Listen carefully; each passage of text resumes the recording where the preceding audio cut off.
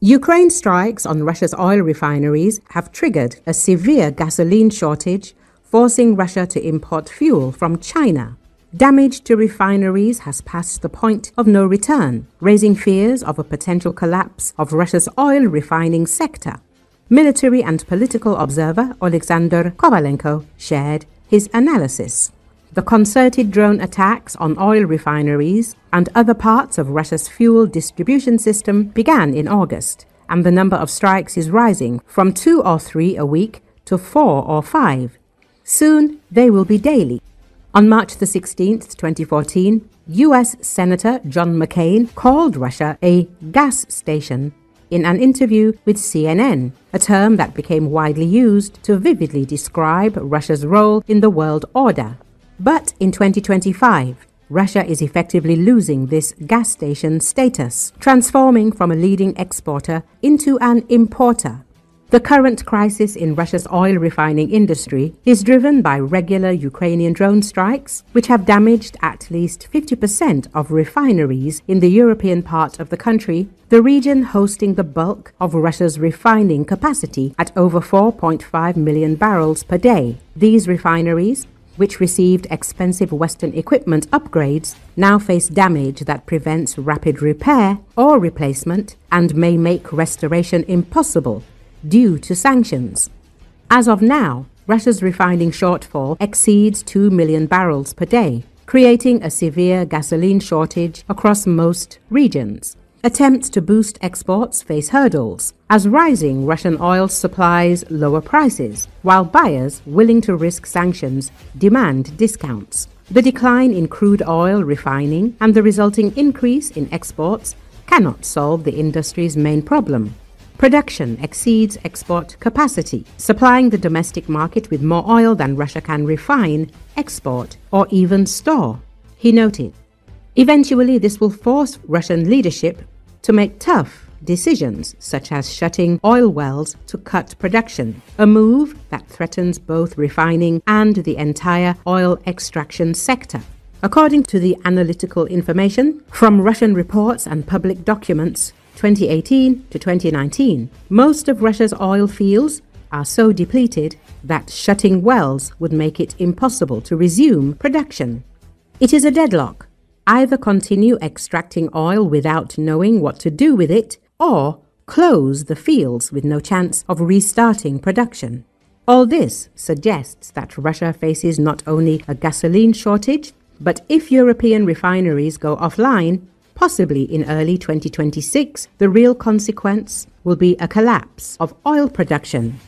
Under Putin, Russia will lose not only its gas station status, but also its position as a leading oil producer and exporter, with the industry so damaged and degraded that a full recovery to its original level will likely never be possible, Kovalenko concluded. What is happening shows the incompetence of Putin's government, which undermines the confidence of Russians. In this case, the EU ambassadors have approved a comprehensive plan to gradually eliminate Russian gas imports, with new contracts ending in January 2026, short-term agreements expiring by June 2026, and long-term contracts terminating by January 2028. While the final decision awaits approval from EU leaders, the move signals an irreversible shift away from Russian energy dependence. The implications extend far beyond simple supply chain adjustments.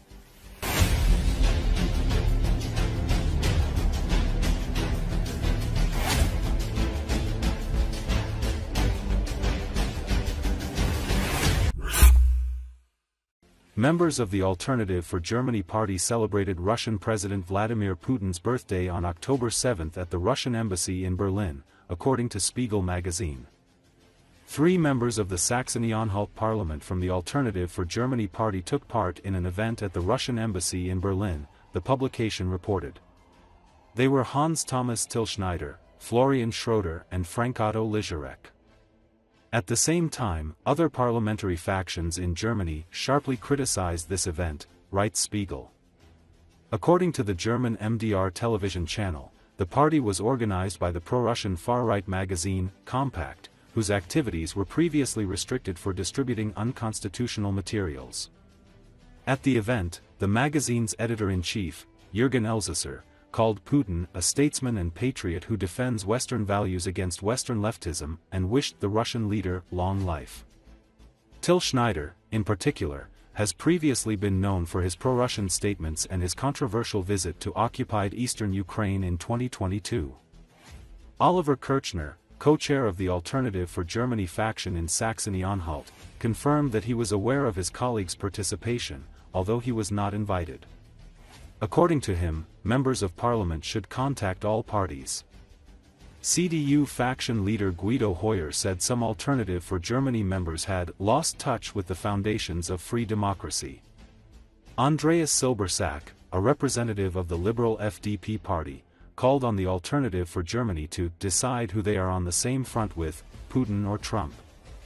Recall, on October 7, more than 40 foreign leaders sent birthday greetings to Russian President Vladimir Putin.